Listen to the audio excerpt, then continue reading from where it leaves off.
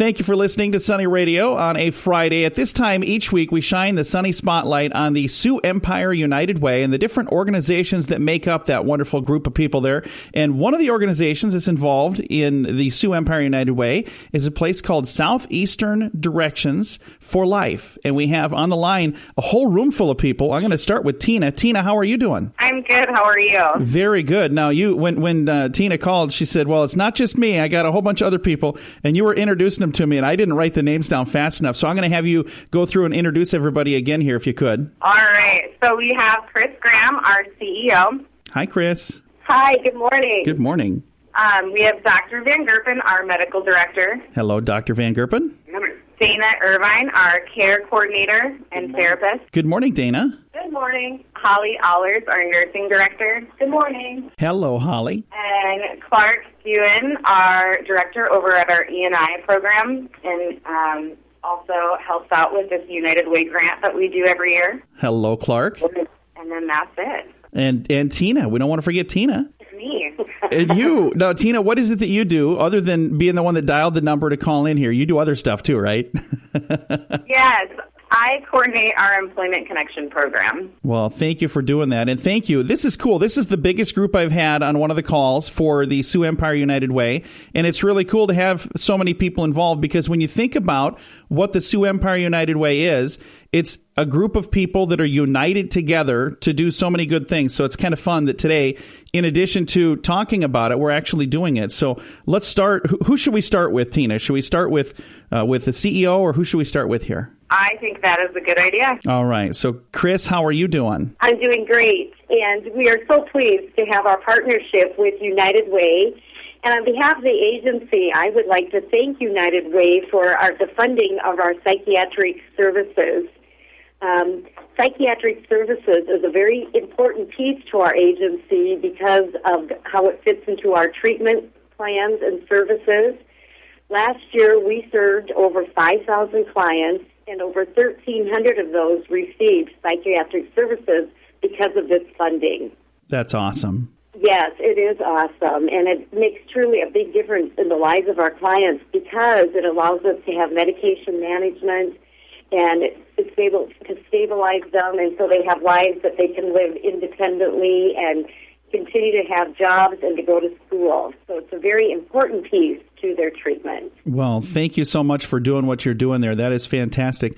Now, Dr. Van Gerpen, we're going to visit with you for just a moment here. Now, let's talk about how important this is, because I'm reading the statistics. It says 54% of adults with mental health issues do not receive treatment or counseling for their problems. 50% of teens with major depressing episodes or depressive episodes did not receive treatment from 2009 to 2013. This is something that can go undiagnosed, and it's maybe a little harder to spot than, if you have a broken leg, you notice that because, when you step on it, there's pain and you get a cast and everybody can see that and you know that there's a problem. But when it's a mental health issue, that's something that's on the inside. It might be a little harder to spot, isn't it?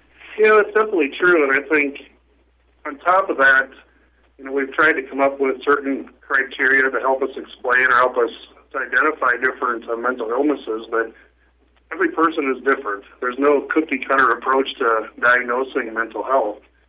And I think that's, especially in adolescence, a big issue because different kids will present differently. You always have to be looking kind of outside the box to make sure you're not missing a depressive episode or missing a child with anxiety, or even something like ADHD, which could be affecting them in school setting with their grades or with socially with other kids. So that's one of the most difficult parts about mental health. There's no great test that you can do. There's no imaging study that you can do that'll help make that diagnosis. It's just a lot of times a diagnosis of time, a diagnosis of just talk with the patients to help get the symptoms and find out what might be going on in that child or that adult's life. Well, thank you again for doing what you're doing, because I know it's making a difference, and that's a huge thing. If you save one life, that one life is worth it. But by devoting your life to this, I know you're saving lots of lives. So thank you so much for doing what you do. It's a lot of fun. I have really great clients that I work with, and it's a very rewarding profession. And patients will tell you some of their most intimate and most personal issues that are going on in their life when you're a psychiatrist. And definitely something that's very special. It makes this profession a very special one as well. Very nice. And now we've got Dana Irvine there. Dana, how are you? I am doing wonderful. And yourself? Very good. It's your chance to step up to the plate here. Which piece of the puzzle do you get to fill in for us here? Well, I get to talk a little bit about just some of the stats that helped us to get the funding that we need for our psychiatry. As Dr. Van Gerpen had talked a little, some disorders are mild while others are more disabling and require intensive management and care. With our Fifth Street program, a huge part of the psychiatry piece is to help with that stability, with that intensive case management. And so what we do there is we really work hard to get to their appointments, whether that be promoting engagement through facilitating communication, whether that be reminders, support in the appointments, and assisting with transportation if needed, whether we provide that transportation or we help them brainstorm resources within the community. Oh, that's really cool. So again, thank you for doing what you do to help with this piece of the very, very important piece of the puzzle. And now we've got Holly Allers in the room as well. Holly, it's your turn to step up to the mic. And what role do you play here? I am the Director of Nursing for Southeastern Behavioral Health, and I coordinate all of our nurses. We have 9 nurses throughout our agency, and they assist the providers in taking vital signs, rooming the clients, just talking with them and figuring out if there's an issue or concern, how we can best address that. They transcribe the orders, and just really be a support for our providers. We have 9 psychiatric residents that come to us from the Sanford USC residency program. We have 5 psychiatrists, and then we have 1 certified nurse practitioner in our agency. Well, thank you for doing what you do to coordinate all that and help everything come together. And we got Clark in the room there as well. Clark, now what piece of this puzzle do you play, sir? Well, I'm the guy that writes the grant along with help from everybody else who seems in the agency, because we have a lot of people who need to contribute budget information and information on how many people we see and that sort of thing. So what I'm going to talk about just is the fact that United Way requires us to have some outcomes, measurable outcomes, in order to be funded under this grant. So I'll just talk briefly about our outcomes. One of the outcomes, and Dana referred to it just a minute ago, is we track our no-shows. And one of the efforts that staff try to do is to make sure that people with serious mental health problems get to those appointments. The other thing we do also as well is we have a thing called the outcome tool, which will allow us to track a couple of other things. One of them is that clients feel like they can deal better with their daily problems.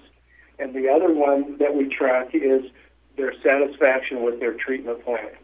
And so we can track all of those because the client services outcome tool is given to clients when they are initially admitted and then every 6 months.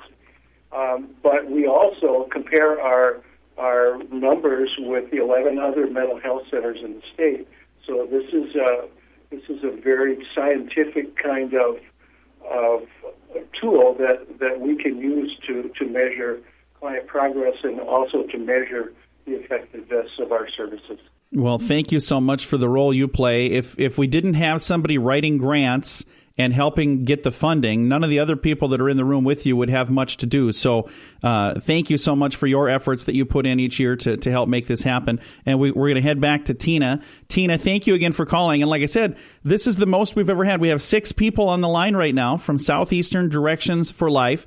And this is the most people we've ever had in the Sunny Spotlight. So thanks for bringing the group together this morning. No problem. That's awesome. The contributions that people make to the Sioux Empire United Way, how do those get used there at Southeastern? A gift of $500 will fund 3.5 sessions with a psychiatrist for medication management, which would in turn provide continuity of care for each person that they see. That's fantastic. And a big thank you to everybody who's made contributions to the Sioux Empire United Way throughout the year. I know there's a lot of folks that make contributions that come directly out of their check, and we're going to talk about how you can make contributions even if that doesn't happen here in a moment, because I'll give you the website for the Sioux Empire United Way. But first, let's get the website for Southeastern Directions for Life. If somebody listening is saying, man, I'd like to know more about that, is there a place they can go online to get more details? Sure, and our website is www.southeasternvh.org. Very nice. Thank you guys so much for visiting with me today. Thank you. And again, the folks right there, 6 people on the line from Southeastern Directions for Life, and they're one of the organizations impacted by your contribution to the Sioux Empire United Way. If you don't have the opportunity to make that contribution through your employer, you can certainly go to their website. You can contribute financially, or if you want to give of your time, the website, SEUW.org. That stands for Sioux Empire United Way. So again, it's SEUW.org. Thank you for listening to Sunny Radio.